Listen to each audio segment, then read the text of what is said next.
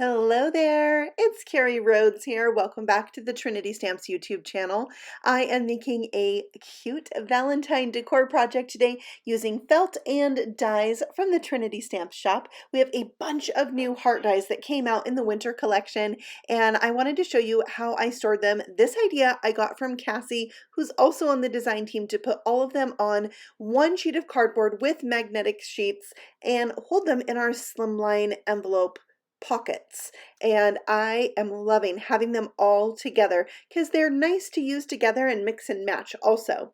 And here's the little sleeve. You can see it is for Slimline dies and stamp sets, but works great in this application as well. So the die set that I'm going to use for my felt hearts today is the Dainty Heart cut and foil set, but I'm just going to use this die right here. You could use any of the other hearts in this little collection of hearts right here, but this is the size that I chose for mine today. So I have a rainbow of felt here, and I also have some coordinating floss, and this is all from Benzie. Now Trinity Stamps has worked with Benzie before because we also have a die that cuts out a felt cup holder that you can stitch on. It's very fun.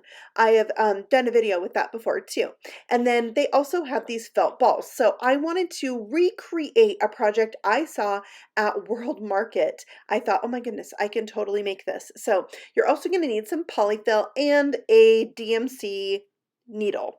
So I am going to cut down my felt here. Now this felt is a mix of wool and synthetic, and you can also get pure wool felt at Benzie, but I choose this one. It's a little less expensive and it works great, and this die cuts out perfectly the first time through. You don't have to run it through at all when you have a simple shape. You don't have to run it through extra times when you have a simple shape. So I need 2 hearts per heart that I'm going to make because I'm going to stuff it, so I need a front and a back.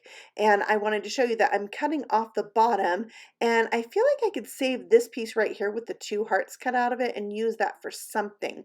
So here's the colors I chose to use for my little, I'm going to call it like a banner, but it's a vertical banner, not a horizontal banner. It hangs down.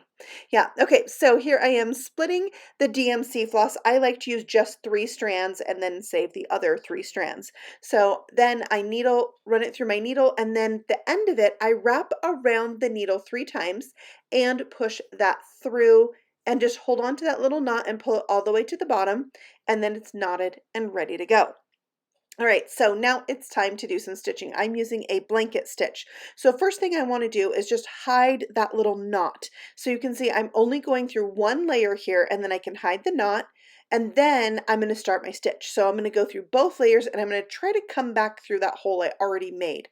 When this gets down to where there's just a little loop, I'm going to go through that loop. And this is the start of the blanket stitch. Every stitch I do after this will be just like that.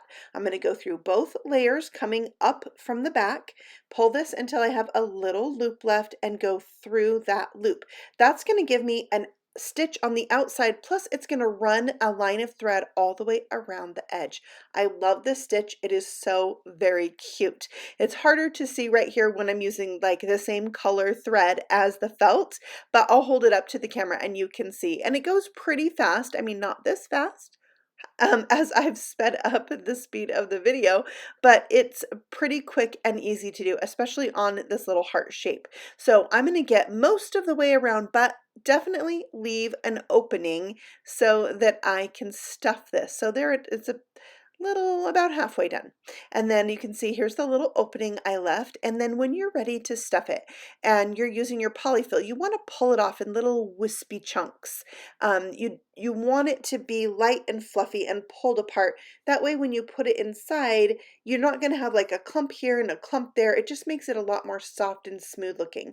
In a small thing like this, you might need a little dowel to push your felt in, but I found the size of this heart to be just fine to use just my finger.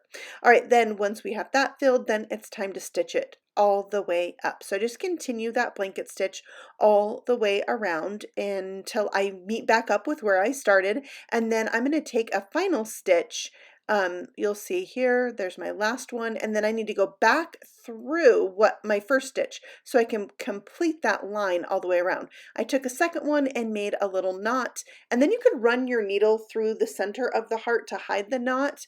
I did that after this one instead of just cutting it off, but I didn't show that. So there is the heart number 1 finished and ready to go. I love the bright pink. This is so much fun and so cute. So here's the orange one, and I will do the same thing, pulling that polyfill apart and stuffing it up. And this is such a fun project. It's so easy to do, and I love that I can take my dies that I have for paper crafting and use them for something else like this. I had so much fun making ornaments at Christmas time. I used the like Build a Snowman and the Santa mug die set from Trinity's die shop also to create ornaments, and they were scented and they were with felt and they were the cutest thing. I will link that video at the end of this one, so if you missed it, you can go ahead and check that out. So I'm just plugging right along, and I decided as I'm stitching I might need a little snack, so you see my snack right there, and I'm just working away. I'm on green now, and just really enjoying this process and excited that this is turning out as good as I thought it would when I saw the one in the store, and I thought, oh my goodness, I could totally make this. So there's the green heart, and then I have 2 more to do. So we'll move on to the blue.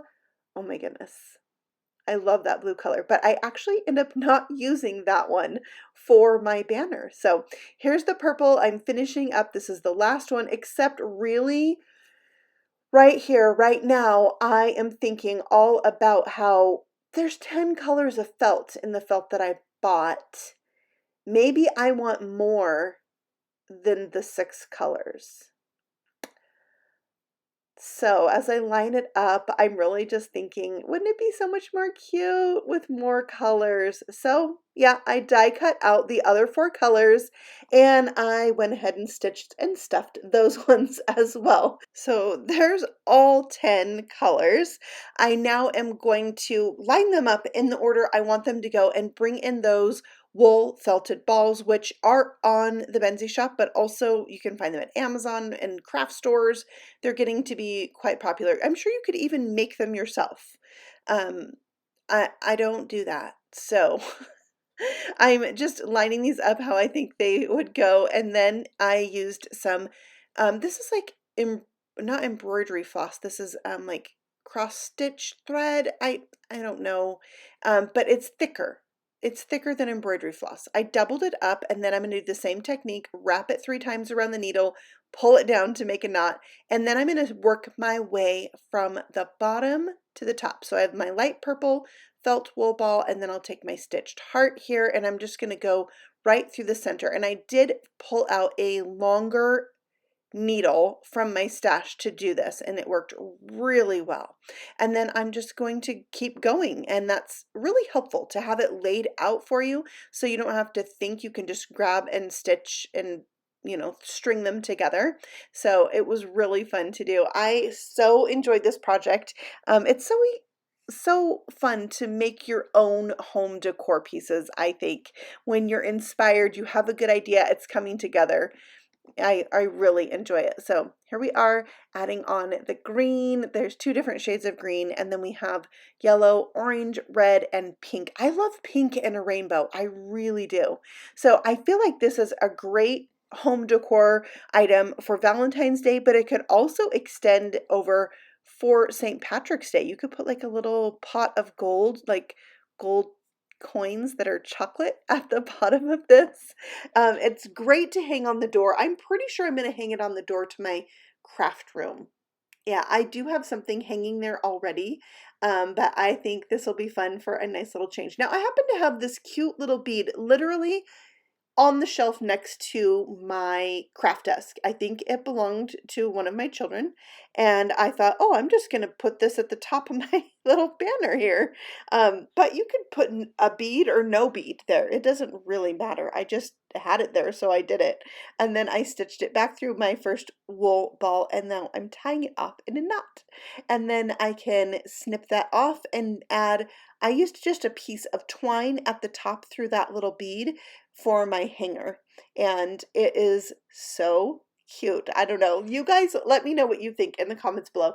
And also, I would love to know if you feel like this is something you would make. Now, if you've never stitched with felt before, these hearts are one of the easiest things that you could make. So I think you could do it.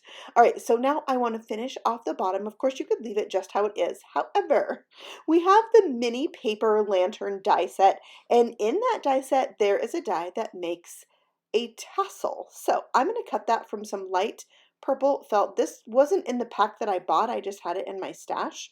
And some of the little tassel pieces, they don't want to separate without like being pulled on, and I didn't want to pull on it too much and like stretch it out.